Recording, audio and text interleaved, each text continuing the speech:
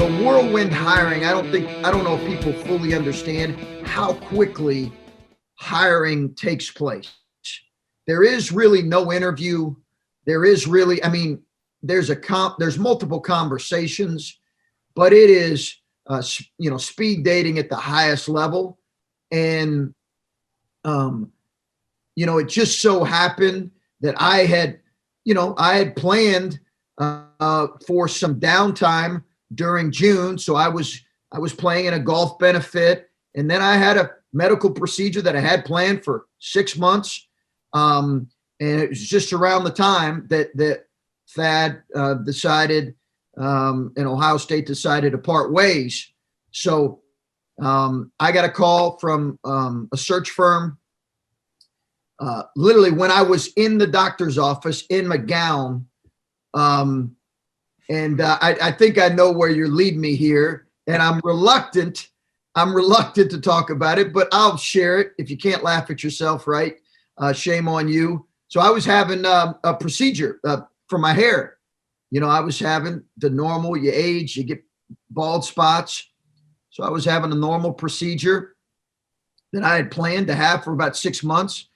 My wife and a few others kept saying, hey, the camera from up top is showing a little bit right now. And they kept saying that. And then, a couple more months would pass and like, hey, you might want to figure out if there's an alternative right there. Hey, Chris, I don't know if you could see, but my daughter comments on the bald spot that is ever increasing on my head. So I'm right behind you. You and I have talked about this. I got a guy. Yeah, I got to save a few more bucks, and then I'm doing the same thing. Yeah, I got a guy. So it's typical hair transplant surgery. The unique thing was I'm in a gown. I get a call from the search firm. Hey, would you have interest? And I said to him, hey, listen, I'm at the doctor's office. Can we talk about this at another time? And he goes, yes, but I just need to know if you would entertain a call. I said, yes, I'll listen. And then I went to the hair transplant surgery, and I am completely medicated for basically the next 24 to 48 hours. I mean, I'm high as a kite. I'm not thinking straight. Yeah. And that kind of commences the beginning of the interview process, really. And it made it an interesting 48 hours for sure. So you went to see Gene Smith and with the hat on, yes, and not looking so good. Yeah, so Gene was great. Gene and Sheila, they're tremendous people. They, and obviously I didn't lead with, hey, I just had hair transplant surgery. I can't really come and see right now. But eventually, as we got more and more serious, and quite honestly, I had some, I just loved being where I was at. I loved being at Butler. So it was a very difficult decision. So at the beginning, honestly, I probably didn't show maybe the initiative that he was expecting or wanting for me to show. But eventually he was persistent, and eventually we did end up meeting.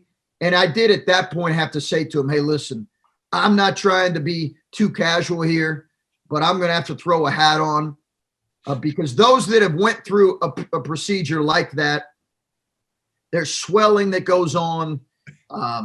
You don't look good. You don't look normal. That's why it's about it's really about a 4 to 6 week kind of recovery period. You're not supposed to be seen anywhere really for a few weeks. Well, they wanted a press conference to happen potentially in a couple days. And I said, listen, I'm going to come. I'm going to put on a hat. It was awkward. We met in a Holiday Inn Express in Dayton, and in kind of a hotel conference room. And he and Sheila were great. We spent, an hour and a half, 2 hours together.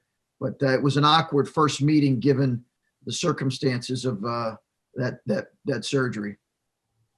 Coach, I think it's really cool that you just shared that. I think that a lot of people are like embarrassed, and they shouldn't be. Like it's like I've never understood with anything where if it would make you feel better or like that's what you want, who cares? Like I think it's really cool that you said that. Yeah, no, you know what? Like I said, I've told Jeff this. I told Matter of fact, that when I've told, close friends, I've told close friends about it. And as you can expect, your close friends, I mean, they love to get on me about it. But it, hey, listen, it was an odd time. It's one of those things you reflect back and you say, man, that I'll never forget the timing and how all that worked. But obviously it was a major life decision for our family. And, I'll never forget calling Gene late one night and saying, listen, I'll be willing to talk. And he said, okay, I'll see you at basically 7 a.m. and driving early in the morning to Dayton and meeting him. I'm going to do a better job, Chris. When I have it, I'm going to make damn well sure I don't have anything coming up. Like, I know you didn't plan it, but I'm going to make sure there's nothing. I'm going out of the country or something afterwards. Yeah. Good call. Try not to have a press conference 3 days after you have it. I will definitely not. Try not to. My retirement, Chris, nobody's going to come to a press conference, so don't worry. Not even Rob.